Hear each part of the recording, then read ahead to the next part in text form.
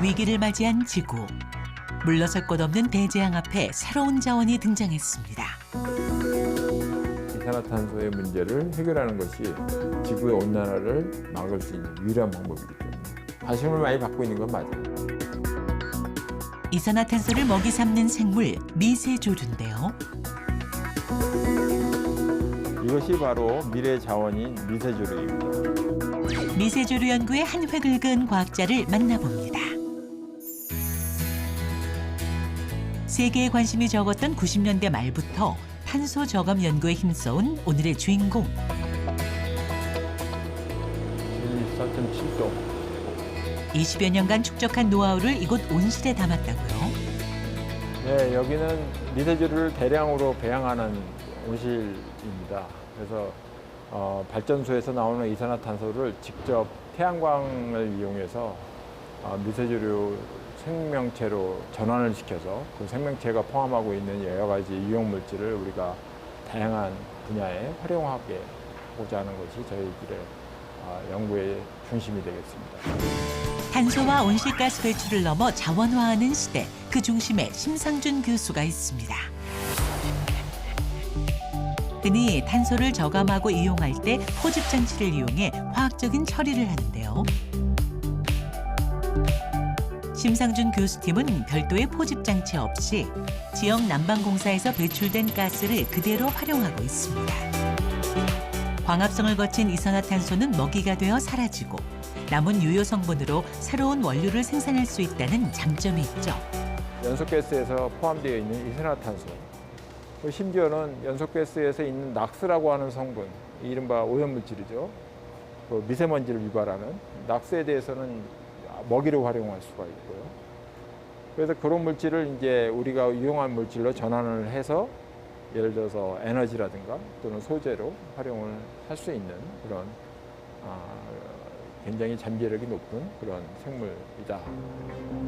어떻게 자연에서 제공되는 자원만으로 탄소 배출과 새로운 자원을 동시에 얻을 수 있을까요? 비밀은 이산화탄소가 들어간 비닐팩 속 미세조류에 있습니다. 이게 10톤이 되겠습니다. 하나가 2톤이고 2톤이 5개가 있으니까 10톤. 예를 들어서 50% 들어오면 한 20% 처리를 하고 30% 정도 밖으로 배출이 되고 우리가 그거를 다시 리사이클해서 쓰면 100%까지 되죠. 수중 생물인 조류는 이산화탄소를 흡수하고 광합성을 하며 자랍니다. 이산화탄소 그 자체로 조류의 먹이가 되기 때문에 환경 보건에 탁월한데요. 미 항공우주국 나사에서도 조류에 주목한 바가 있습니다. 이산화탄소를 대기 중에 얼마나 줄이느냐가 결국 인류의 미래가 달려있다 이렇게 말해도 과언이 아닐 텐데요. 이산화탄소를 지구상에서 가장 잘 먹는, 빨리 먹는 생물이 바로 미세조류입니다. 수많은 조류 중에서도 너무 작아 현미경으로만 볼 수 있는 이것, 미세조류인데요. 크기는 작아도 성장이 무척 빠르고 독한 연소가스 속에서도 살아남는다는 장점이 있죠. 저희가 지금 보여드리는 거는 클로렐라 HS2라고 하는 종입니다.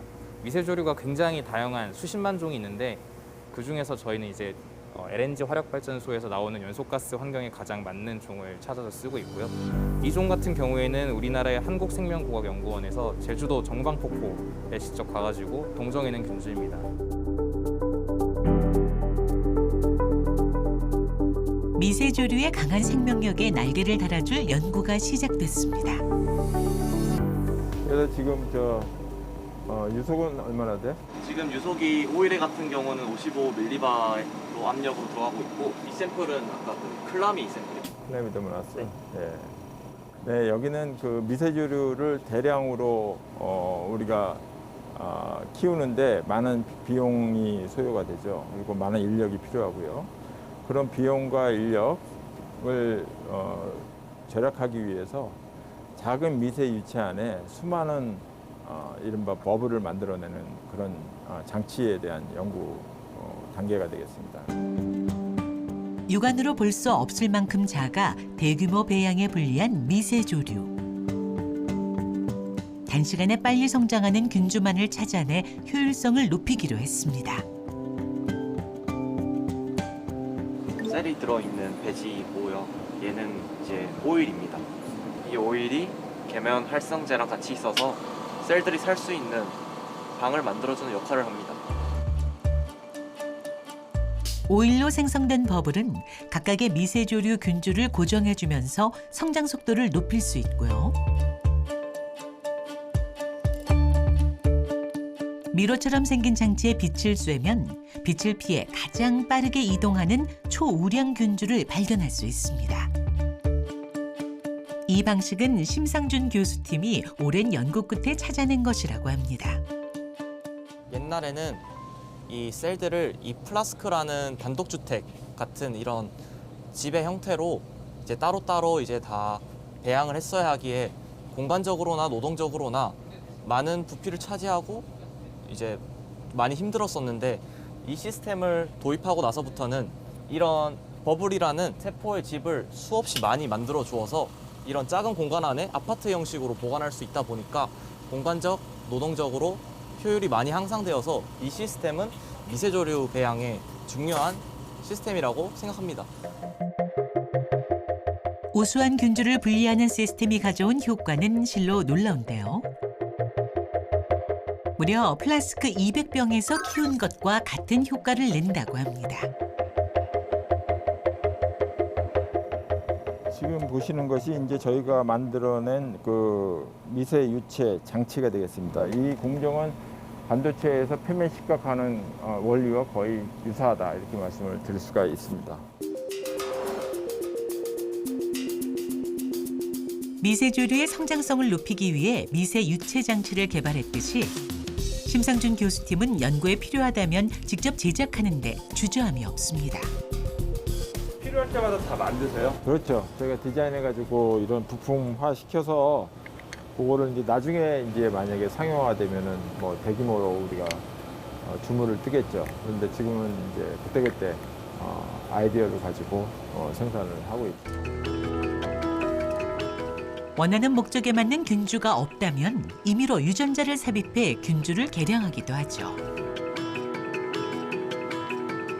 돌연변이 균주를 만들기 위한 플라미도모나스라는 미세조류 균주와 저희가 원하는 타겟 유전자를 가지고 있는 플라스미드를 함께 넣어서 전기 충격을 위한 준비를 마쳤습니다. 목표는 바이오 플라스틱의 최적인 돌연변이 균주를 만드는 것. 삽입한 유전자가 세포 안으로 들어갈 수 있도록 전기적 자극을 줍니다. 이게 세포 표면에 구멍을 만드는 전기 충격 과정이 수초 내에 이루어지기 때문에 굉장히 짧은 시간 안에 뮤턴트 형성이 이루어질 수 있습니다. 전기적 자극이 일어나면 세포에 구멍이 생기는데요. 이때 세포에 붙어있던 유전자가 구멍 안으로 순식간에 빨려 들어가는 원리라고 합니다. 이런 균주가 항생제가 있는 환경에서도 살아남을 수 있으면서 생분해될 수 있는 바이오 플라스틱인 PHB를 생성할 수 있는 돌연변이 균주입니다. 플라스틱 폐기물이 넘쳐나는 시대. 미세조류를 이용하면 완전히 분해되는 바이오 플라스틱을 만들어 환경 문제를 해결할 수 있고요. 바이오 연료, 화장품, 의약품 등 다양한 물질도 생산 가능합니다. 처음에는 저쪽에서 보시는 것처럼 녹색이 됐다가 녹색이 이제 붉으스레해지는 거예요. 그 다음에 이제 빨간색이 이제 조금 더 나오게 되죠. 그리고 그 다음 단계가 이제 오른쪽에서 보시는 것처럼 더 빨간색. 지금 보시는 것이 이제 주로 다양한 스테이지의 그 헤마토코커스 미세조류가 여기서 연속적으로 생산이 되고 있고, 이게 헤마토코커스라고 하는 미세조류인데 그 안에 아사잔틴이라는 물질이 포함되어 있는데 이 자체만 해도 우리가 이제 미세조류를 키워서 건조만 했어도 그 가치가 뭐 킬로그램당 한 150만 원에 육박하는 굉장히 고부가가치의 제품을 되겠습니다. 작디 작은 생물인 미세조류가 원료가 되어 제품을 생산하려면 미세조류를 대규모로 배양해야 하는데요. 그래서 심 교수팀은 효율성 좋은 배양 시설을 만들었습니다. 어떤 기술을 개발할 때 철학이 필요하잖아요. 그래서 철학이라고 하는 입장이 결국 어떻게 싸게 효율적으로 미세조류를 대량으로 키울 것인가에 대한 질문부터 시작을 하는 거죠. 그거에 대한 대답은 가장 싼 가격, 가장 단순한 형태, 뭐 그런 형태로 저희들이 대답을 하기 시작하는 거죠. 시설 구축 비용을 절감하면서도 미세조류가 잘 자랄 수 있도록 비닐 형식을 취했다는데요.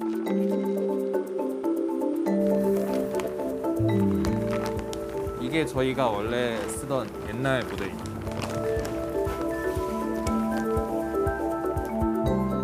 저희가 긴 바늘길 만들려고 하면은 이런 모듈을 여러 개 찍어가지고 안쪽에다가 이제 비닐을 새로 넣어가지고 두 장을 서로 계속 붙여 나가는 작업을 했었는데 한 3-4장 붙이는 거는 어렵지 않은데 이제 길이가 늘어나다 보면은 아무래도 좀 사람이 하는 일이다 보니까 오차가 발생하기도 쉽고 지금 기술은 이제 그와 반대로 기계로 이제 연속적으로 저희가 원하는 길이만큼 계속 뽑아내는 거다 보니까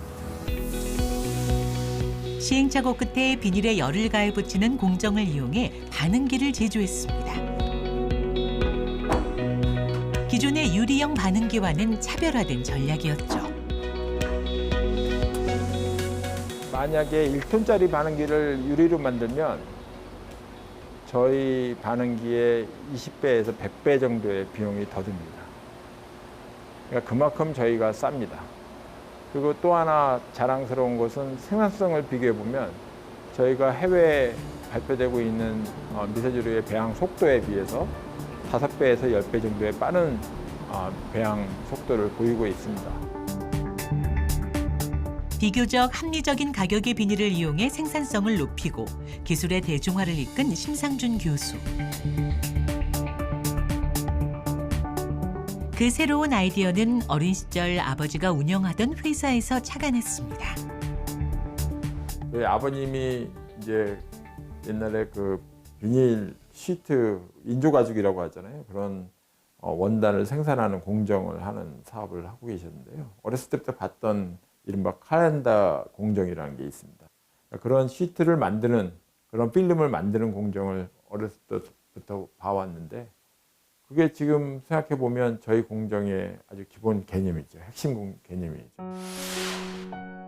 어린 시절 공장에서 비닐이 만들어지던 생생한 기억을 살려 공정에 접목한 건데요. 그 속엔 가슴 아픈 기억도 함께 서려 있습니다.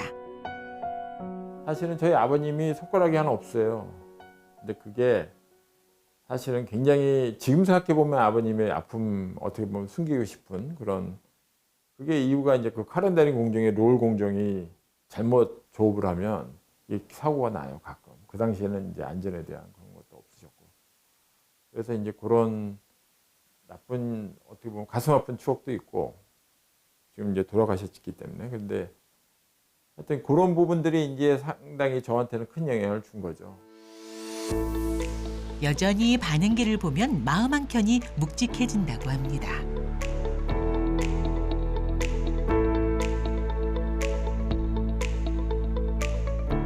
연구자이면서 교육자인 심상준 교수. 생각에 잠길 틈도 없이 다시 사무실을 찾았습니다. 수업 준비를 하고 있습니다. 근데 필기구가 연필. 예, 저는 옛날부터 연필 좋아하고요. 볼펜은 지울 수가 없는 게 쉽게 지우고 내가 표현할 수 있는 것들 마음 편하게 좀 표현할 수 있게 이렇게 될 수 있어서 쉽게 이제 그 옛날식으로 이렇게 연필 깎는 거를 활용해서 이렇게 금방 새 걸로 만들 수 있고 그렇죠. 필요할 때 직접 제품을 만들어 활용도를 높이는 심상준 교수의 성격과 똑 닮아 있는데요. 일상에서도 그의 아이디어가 돋보이는 작품이 있다고 합니다.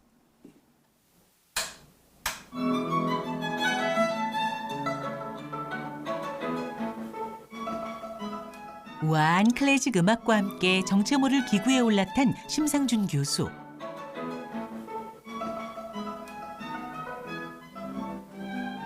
그런데 지금 일하는 건가요? 운동하는 건가요? 저 운동기구는 뭘까요?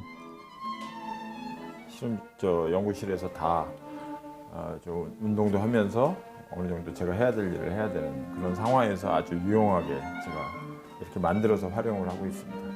아, 직접 만드셨어요? 예, 요 위에 판은 제가 직접 만들어서 그 설계해서 이렇게 밑에 운동기구 조정하는 게 있고 그 위에 이제 자판 올려놓고 그다음에 마우스 놓고 이렇게 해서 이제 컴퓨터 조작을 하면서 운동기구 속도 같은 거 조절을 하고 그렇게 해서 이제 제가 벌써 쓴 지 한 10년은 넘은 것 같은데요. 운동할 시간을 따로 내기보다 일상에서 함께 한다는 발상. 남들이 상상하지 못한 독특한 발상과 그 발상을 실현하는 공학자 중의 공학자입니다.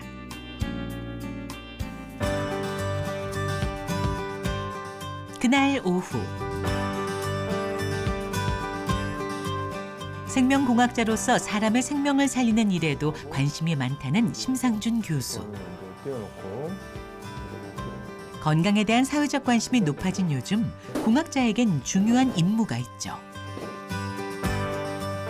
치매에 관련된 알츠하이머와 경도인지 장애 이런 다양한 질환에 대해서 이제 우리가 혈액 검사를 통해서 치매 진단을 연구하고 있는데 그런 내용에 대해서 이제 연구 결과에 대한 여러 가지 디스커션을 하려고 왔습니다. 질환을 조기 진단하는 기술을 개발하는 건데요. 알츠하이머병을 진단해내는 거에는 한 80, 90% 정도 이거보다 이제 더 정확한지 아닌지는 조금 더 연구를 해야죠. 병원 측과 공동 연구를 하며 신뢰성을 높이고 있습니다. 마치 간 기능 검사, 신장 기능 검사처럼 뇌 기능 검사를 해버리는 거죠. 이런 식으로 하게 되면 굉장히 좋은 일이 많이 발생할 수 있다. 그래서 굉장히 중요한 연구다라고 생각을 합니다. 질병은 초기에 발견해야 완치율이 높아지는 법.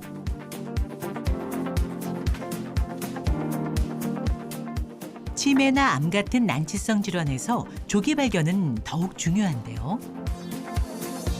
의과대학 병원 쪽에서 치매 환자 혈액 샘플 받아온 거 이제 저희 원심 분리해서 저희 실험 이용하려고 준비 중에 있습니다.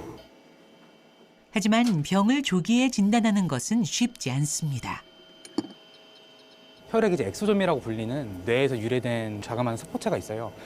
뭐 쉽게 설명을 드리자면은 이제 뭐 호수 한가득에 이제 물방 하나 정도로 정말 미량이 들어있기 때문에 웬만한 시스템을 이용해서는 좀 검지가 힘들고 저희 검지 기술을 이용해서야만 어느 정도 약간 유의성이 있는 결과를 낼 수 있다라고는 말씀드릴 수 있을 것 같습니다.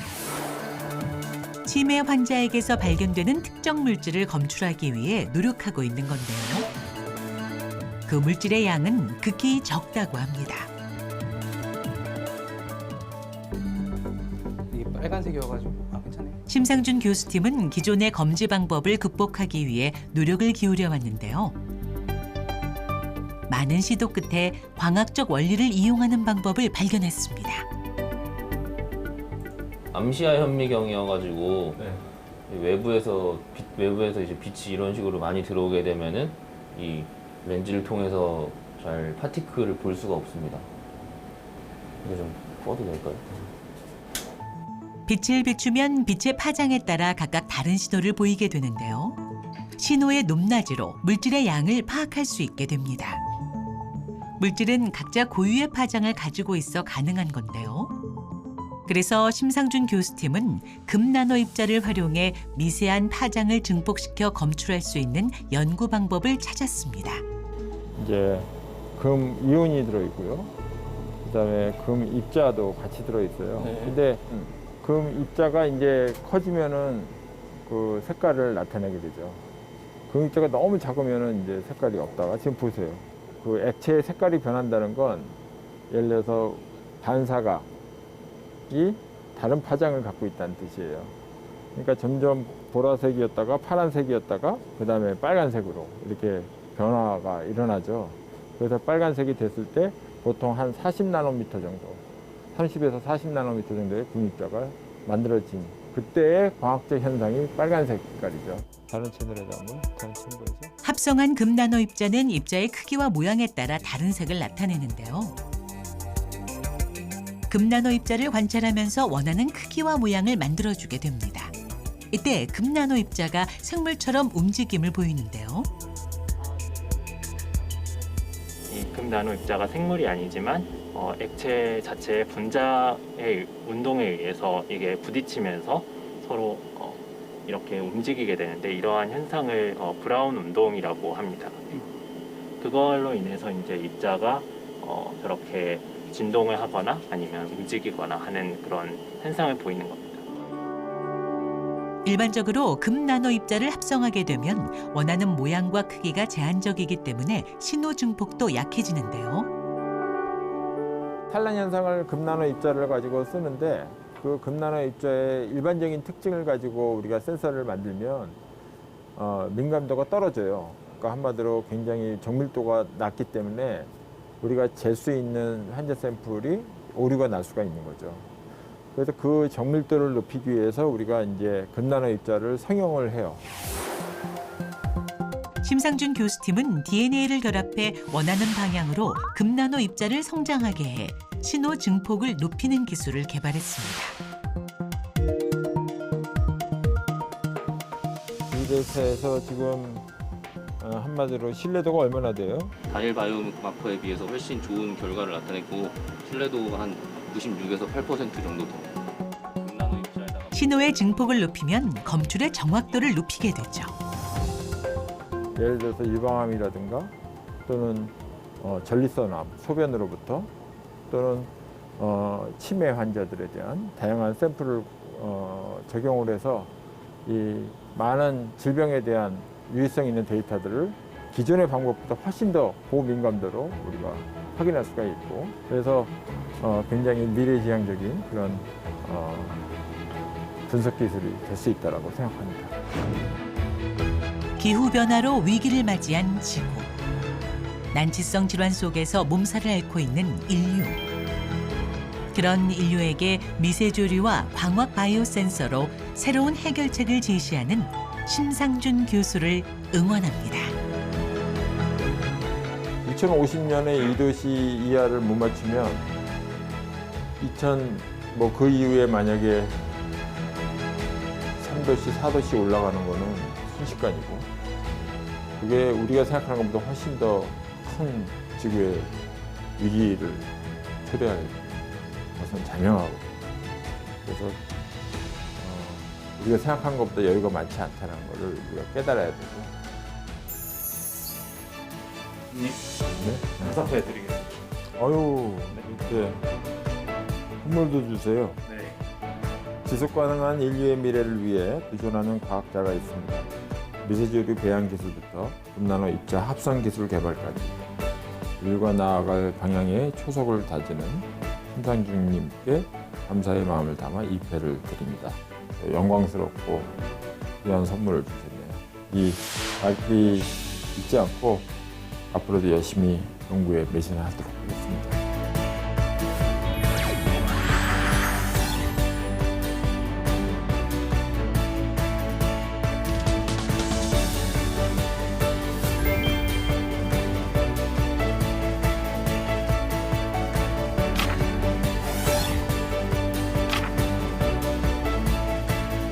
천천히 가는 것은 다시 말해서 무엇을 만들 때 그것이 환경에 얼마나 해악을 끼칠 가능성이 있는지 궁극적으로는 그것이 인류에게 얼마나 고통을 줄 수 있는지 이런 가능성을 다 보고 앞으로 나가야 된다. 그래서 자연에 배워야 된다. 천천히 움직이는. 그래서 이렇게 썼습니다.